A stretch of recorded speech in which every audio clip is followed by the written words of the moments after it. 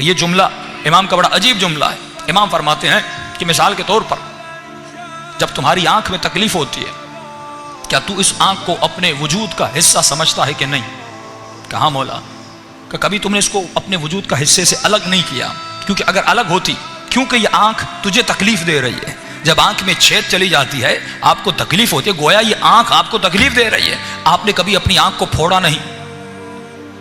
آپ کے دانت میں جب تکلیف ہوتی ہے آپ نے کبھی ہتھوڑی سے مار کر اپنے دانت کو گرایا نہیں. بھائی گرائیے، یہ آپ کو تکلیف دے رہا ہے، یہ آپ کو اذیت دے رہا ہے، لیکن آپ نہیں گراتے کیونکہ آپ اس دانت کو اپنے وجود کا حصہ سمجھتے ہیں.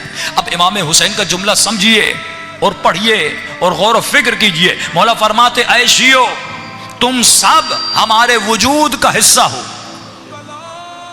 شیعیان عالم ہم اہل بیت کے وجود کا حصہ ہے. مولا فرماتے ہیں بالکل اسی لیے کیونکہ تو ہمارے وجود کا حصہ ہے ہم کبھی تمہیں خود سے دور نہیں کرتے.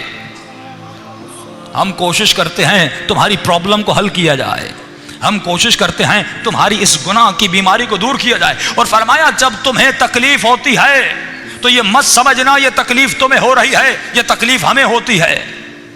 جب تمہیں درد ہوتا ہے یا جب تمہیں تکلیف ہوتی، وہاں فرماتے ہیں یہ گویا ہمیں تکلیف ہوتی ہے، ہم تمہارے درد اور تکلیف کو برداشت نہیں کر سکتے. علماء فرماتے جس طرح ڈاکٹر کبھی مریض سے نفرت نہیں کرتا، اس مریض کی بیماری سے نفرت کرتا ہے، اہل بیت بھی اللہ کے بندوں سے نفرت نہیں کرتے، ان کی بیماریوں سے نفرت کرتے ہیں اور آخری دم تک کوشش کرتے ہیں کہ اس کے وجود سے یہ بیماری نکل جائے. تو فرمایا تو ہمارے وجود کا حصہ ہے، جب تمہیں تکلیف ہوتی ہے تو ہمیں تکلیف ہوتی ہے. کل میں نے امام رضا کی روایت پڑھی نا کہ مولا کیا فرماتے ہیں؟ فرماتے ہیں اگر امام سمجھ کے نہیں تو دوست سمجھ کے مجھ سے باتیں کر، اگر دوست سمجھ کے نہیں تو بھائی سمجھ کے ہم سے باتیں کر، اگر بھائی سمجھ کے نہیں تو باپ سمجھ کے ہم سے باتیں کر. مولا یہ کہنا کیا چاہتے ہیں؟ مولا بتانا چاہتے ہیں ہم بیوی سے زیادہ تم سے قریب ہیں، ہم باپ سے زیادہ تم سے قریب ہیں، ہم تمہاری اولاد سے زیادہ تم سے قریب ہیں. اسی لیے کہا کہ ہمیں یاد کرو ہم تمہیں یاد کریں گے. کہ کل وہ واقعہ بتایا کہ قبر میں امام حسین 3 راتیں اس خاتون کی قبر میں کیوں جاتے ہیں؟ کیونکہ انہوں نے امام کو یاد کیا. خدا بھی یہی کہتا اے میرے بندے مجھے یاد کر، اذکرونی اذکرکم، اگر تو مجھے یاد کرے گا میں تمہارا رب بھی تمہیں یاد کروں گا. اے خدا تو کہاں کہاں یاد کرے گا؟ فرمایا اگر تم نے زندگی کے ہر پہلو میں مجھے یاد کیا میں مرنے کے بعد ہر پہلو میں تمہیں یاد کروں گا.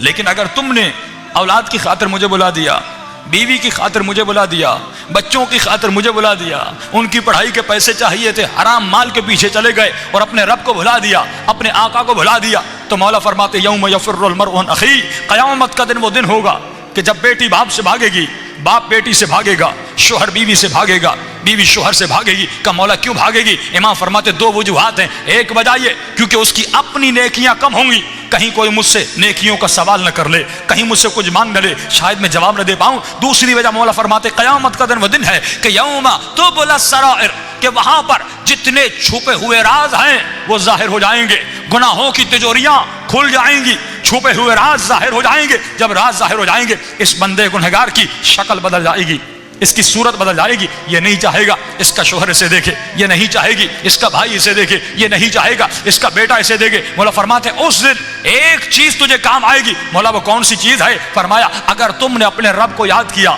اگر تم نے اپنے امام حسین کو یاد کیا، اگر تم نے مولا علی کو یاد کیا، دنیا میں کثرت سے ان کو یاد کرو، آخرت میں کثرت سے وہ تمہیں یاد کریں گے.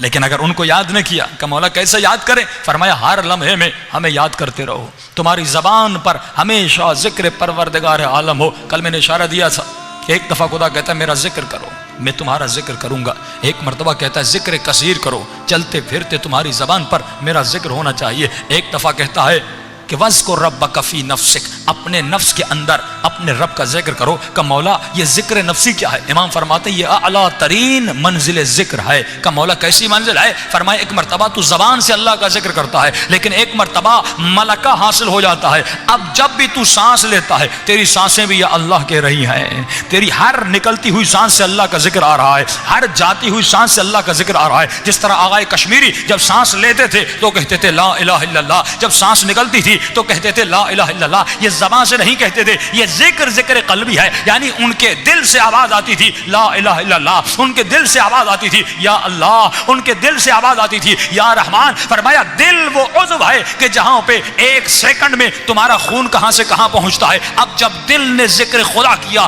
گویا تمہارے خون کے قطرے قطرے نے اللہ کا ذکر کیا، گویا تمہارا پورا وجود عبادت پروردگار عالم میں ہے۔